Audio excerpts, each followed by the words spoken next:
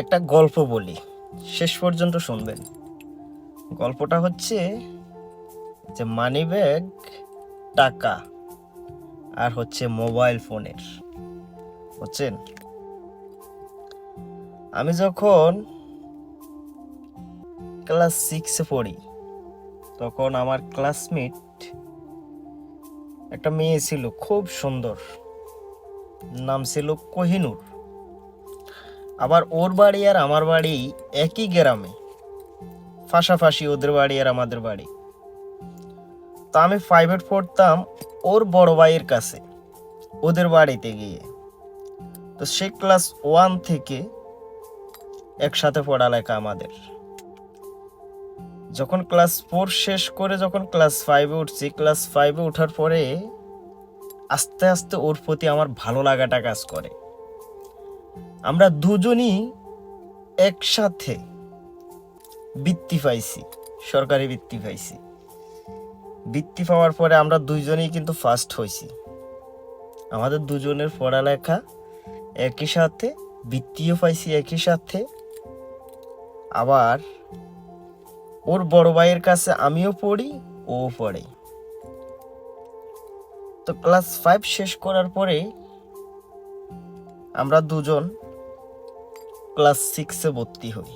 6-এ ভর্তি হওয়ার পরে ওর প্রতি আমার ভালো লাগা আরও বেড়ে যায়।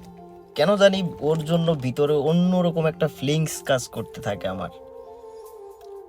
তো ক্লাস 6-এ আমরা দ্বিতীয় সাময়িক পরীক্ষা দিয়ে ফেলছি। পরীক্ষা দেওয়ার পরে পরীক্ষার রেজাল্ট পাইছি। রেজাল্ট পাওয়ার পরে ওর আর আমার একই সাথে মানে স্কুলে যাওয়া আসা। তো আস্তে আস্তে ওরা আমি বলি যে কোহিনূর, আমি না তোর ভালোবাসি। মানে কথাটা বলছি একটু ফান টাইপ করে, একেবারেও সিরিয়াসভাবে বলি নাই। তো আমি যতটুকু জানি মেয়ে মানুষের মাইন্ড একেবারে সফট। ওরা কোনো ছেলে তাকে যদি কোনো কিছু বলতে চায়, ঘুরিয়ে বলুক বা ফেঁসিয়ে বলুক, মেয়েরা খুব স্বাভাবিকভাবে বোঝা যায়। আমার ধারণা ও বিষয়টা বুঝতে পারছে, যেহেতু একই সাথে পড়ালেখা করি, আবার একই সাথে মনে করেন দুষ্টামি করতাম, প্রচুর পরিমাণ দুষ্টামি করতাম। তো আমারে বলে যে তুই আমারে সত্যি ভালোবাসস? আমি বললাম হ্যাঁ, আমি তোরে সত্যি ভালোবাসি। আমি বিয়ে করলে তোকেই করব, তোকে আমাদের বাড়ির বউ বানাবো, আমার বউ হয়ে আমার ঘরে যাবি। তখন ওরা মজার স্বরে বলি যে যখন তুই আমার বউ হয়ে আমার ঘরে যাবি তখন তুই রান্না করবি আর আমি সে রান্না মজা করে খাবো। ও কেমন জানি একটা অন্যরকম একটা হাসি দিছে। ওর হাসির মাধ্যমে কিছু একটা লুকিয়েছিল যেটা আমি অনুমান করতে পারছিলাম। বিশ্বাস করেন, ওর হাসিটা দেখে আমার ভিতরে ওর প্রতি আরো ভালোবাসাটা বেড়ে গেল। তো আমার বললো যে তুই সত্যি আমারে ভালোবাসস, সত্যি আমারে বিয়ে করবি, সত্যি আমারে তোর বউ বানাবি? আমি বললাম হ্যাঁ, তুই যদি রাজি থাকস তোরে আমি আমার বউ বানাবো, বিয়ে করব তোকে। তখন ও আমার খুব সিরিয়াস মোডে একটা কথা বলল, যেটা আমার মাথায় এখনো ঘুরতেছে। আজকে অনেক বছর হয়ে গেছে, প্রায় 20 বছরের কাছাকাছি। তো আমার বলল, দেখ তুইও স্টুডেন্ট, আমিও স্টুডেন্ট, আমাদের বয়স অনেক কম, এখন আসলে আমাদের বিয়ের বয়স না। ও আমারে মানে ও জ্ঞানী জ্ঞানী কথা বলতেছে। ও আমারে বললো, আমি যতটুক জানি 16 বছর হওয়ার আগে প্রেম ভালোবাসা এগুলা নাকি মোহ। ও আমারে বলতেছে। আমি বললাম হতেও পারে।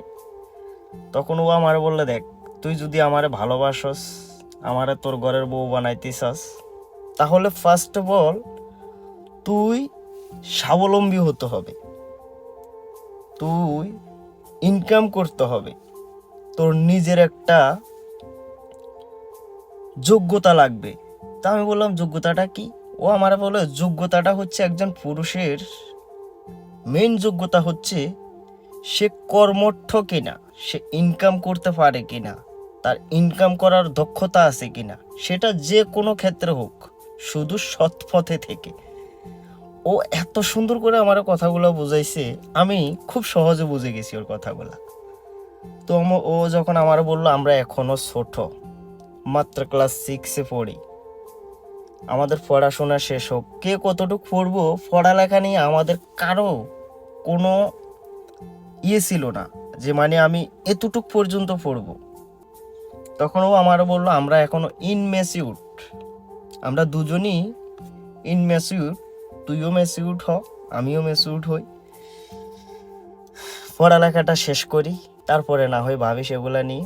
তখন ও আমার বলল, ধর আমি এই মুহূর্তে তোর ভালোবাসাটা অ্যাকসেপ্ট করলাম, তোর ভালোবাসাটা গ্রহণ করলাম, তুই যেহেতু একপাক্ষিকভাবে আমাকে ভালোবাসস, আমি তোর ভালোবাসাটা গ্রহণ করে আমিও তোকে ভালোবাসতে শুরু করলাম।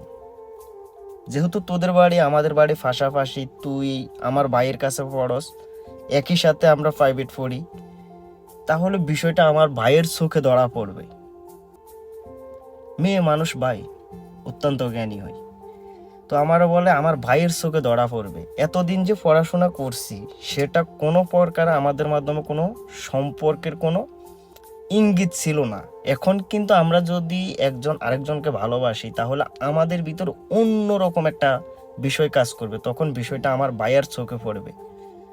আমার ভাইয়ের চোখে পড়লে তখন আমাদের জন্য খুব খারাপ একটা সময় আসবে, তো যেটা আমি চাই না। তুইও পড়ালেখা কর, আমিও পড়ালেখা করি। তো ক্লাস 6 থেকে ক্লাস 9 পর্যন্ত গেলাম।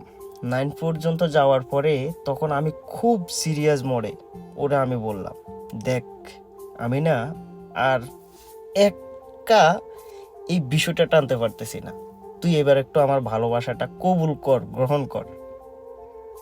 তখন ও আমারও বলল যে এসএসসিটা শেষ হোক, কলেজে ভর্তি হওয়ার পরে তখন আমাদের ভিতরে একটা সম্পর্ক হওয়ার চান্স আছে, যে আর একটু অপেক্ষা কর, কষ্ট করে। অপেক্ষা করলাম। তো আমি ওরা বললাম, দেখ আমার পক্ষে তো আর অপেক্ষা করা সম্ভব হচ্ছে না, আর কত। তখন ও আমারও বললে যে তোকে আমি ক্লাস 6-এ থাকতে যে কথাগুলো বলছি সেটা কি তোর মাথায় আছে? আমি বললাম হ্যাঁ আছে। তখন ও আমার প্রশ্ন করলো যে তুই কোন পর্যন্ত পড়ালেখা করবি, তোর পড়ালেখার টার্গেট কোন ক্লাস পর্যন্ত? আমি ওকে বললাম না, আমার পড়ালেখা নিয়ে কোনো টার্গেট নাই, তবে আমি এখনো পড়ালেখা করতেছি যে এটা আমার ইচ্ছাকৃত ভাবে না, আমার মা বাবার ইচ্ছা অনুযায়ী আমি পড়ালেখা করতেছি। তখন ও আমারও বলল, আমি তোকে বলছিলাম যে টাকা পয়সা পুরুষ মানুষের জীবনে খুবই গুরুত্বপূর্ণ বিষয়। একটা মেয়ে টাকা ইনকাম করে না, সে পড়ালেখা করে, কিন্তু সে চাকরি না করলেও তার জীবন চলে যাবে, কারণ তার সমস্ত দায়িত্ব নেবে তার হাজবেন্ড। কিন্তু একটা ছেলে তার নিজের দায়িত্বের পাশাপাশি তার মা বাবার দায়িত্ব, ভাই বোনের দায়িত্ব, এবং সে বিয়ে করলে তার বউয়ের দায়িত্ব, সব মিলিয়ে তার মাথার উপরে বিশাল একটা দায়িত্বের বোঝা পড়ে। তো তুই যেহেতু একজন ছেলে মানুষ, তোর কর্মজীবনে ফোকাস দেওয়া উচিত। যেহেতু তোর পড়ালেখার প্রতি কোনো ইন্টারেস্ট নাই, তুই কর্মজীবনে ফোকাস দে। এসএসসি শেষ, হুট করে আমাদের বাড়ি বিক্রি করে আমরা তাদের বাড়ি থেকে অনেক দূরত্বে চলে যাই, যেটা সাগর পার হয়ে তাদের বাড়িতে যাইতে হবে। আমাদের বাড়ি থেকে প্রায় 2 ঘন্টার সাগরের জার্নি, মিনিমাম 3 ঘন্টার জার্নি। যদি উপর দিয়ে হতো তাহলে হয়তো দেখা করা সম্ভব হতো, কিন্তু সাগরের জার্নির কারণে পড়ালেখা তো বাদ, দেখা করা আর হয় নাই। তো আমার আব্বা একদিন আমারও বললো যে তোমার তো এসএসসি শেষ, আমি যেহেতু চট্টগ্রাম থাকি, তোমাকে ওখানে কলেজে ভর্তি করাই দিই, তাহলে তোমাকে আমি তোমার আপদে বিপদে সবকিছু দেখাশোনা করতে পারবো। পরে আমি আমার আম্মারে বললাম, আম্মা আমার আর পড়ালেখা ভালো লাগে না, আমি আর পড়ালেখা করব না, আমি কাজ করব, আমি ইনকাম করব। তখন আমার আম্মা আমারও বললো, হঠাৎ করে ইনকামের ভূত তোর মাথায় কেন চাপলো? তখন আমি আমার আম্মাকে বললাম যে কারণ আছে, সেটা এখন না হয় না বলি। পরে আমার আম্মা বললো, আচ্ছা ঠিক আছে, সেটা তোর ব্যাপার, তুই যদি না বলতে চাস। তো পরে আমার আম্মা আব্বাকে বলল যে ছেলে তো আর পড়ালেখা করতে চায় না, ছেলে কর্ম শিখতে চায়, কর্ম করতে চায়, তার কাছে পড়ালেখা ভাল লাগে না।